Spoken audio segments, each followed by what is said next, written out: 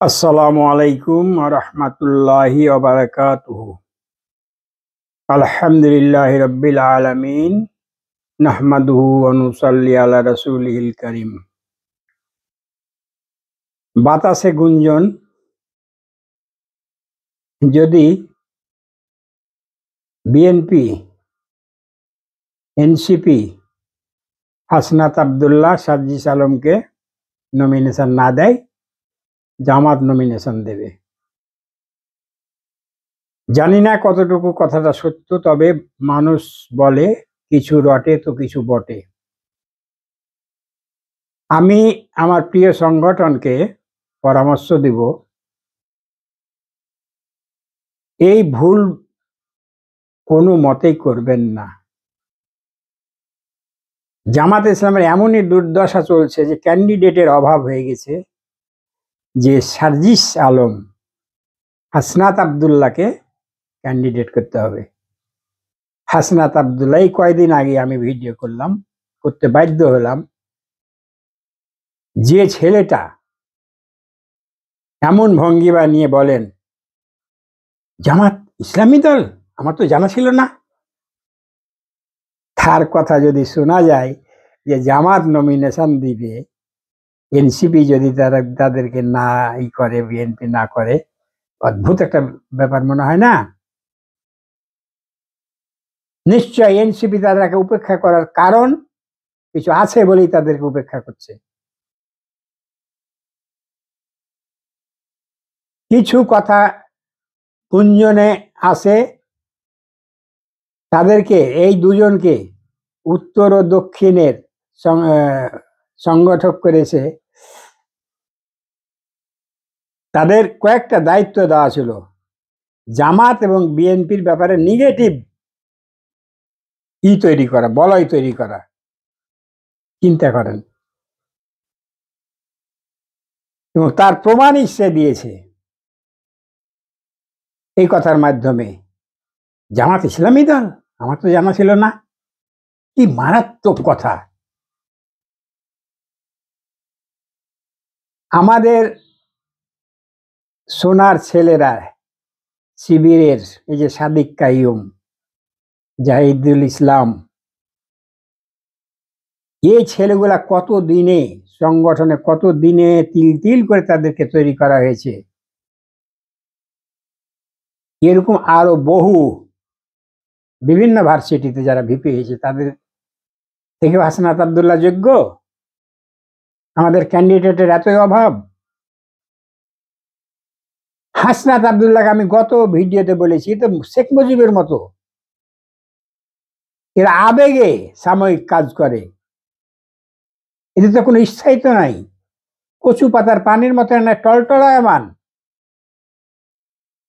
Suppose ধরে নিলাম জামাত তাকে নমিনেশন দিল, জামাতের প্রতীকের মাধ্যমে সে এমপি হলো, সে জামাতকে সমীহ করে চলবে মনে হয় এইসব ছেলে? সে তো নিজেকে কেমন এখন একটা মহা কিছু মনে করছে, তার ভিতরে তো অহংকার ঢুকে গেছে। কালকে আমি ভিডিওতে বললাম, জোহরান মামদানি, তাকিয়ে দেখুন তাদের কথা বলার ভাষা, মুখের ভাষা, চাহনি, হাসি,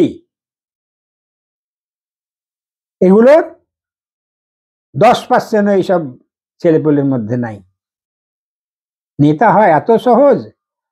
মানছি তাদের অবদানকে অস্বীকার করব না। তারা 24শে জুলাইয়ে যে অবদান রেখেছে, সে অবদানকে অস্বীকার করা যাবে না। তাই বলে শেখ মুজিবও বাংলাদেশ স্বাধীন করেছিল, জাতির পিতা হয়েছিল, তার জন্য তাকে সম্মান করা যায়।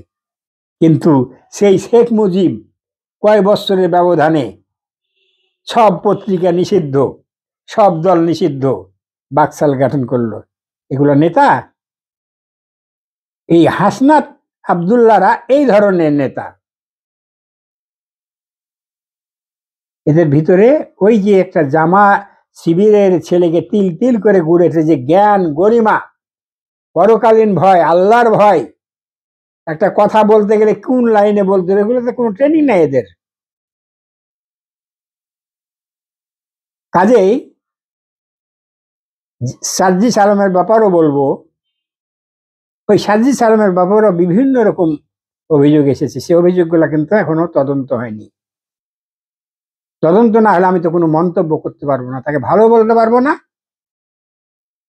তাকে দোষীও বলতে পারবো না, কিন্তু মাঝামাঝি থাকতে হবে। তাকে তো নমিনেশনের চিন্তা করা যায় না। আমি আমার প্রিয় সংগঠনকে বলবো, খাল কেটে কুমির আনবেন না।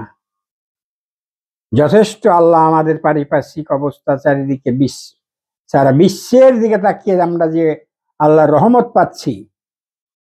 জোহরান মামদানি যেমন ট্রাম্পের ছাতার নিচের থেকেও জয়লাভ করেছে, ইনশাআল্লাহ আমরা আল্লাহ কামিয়ে বিধান করবেন। কিন্তু এই নমিনেশনের ব্যাপারে আমরা এমন কোনো ভুল করব না।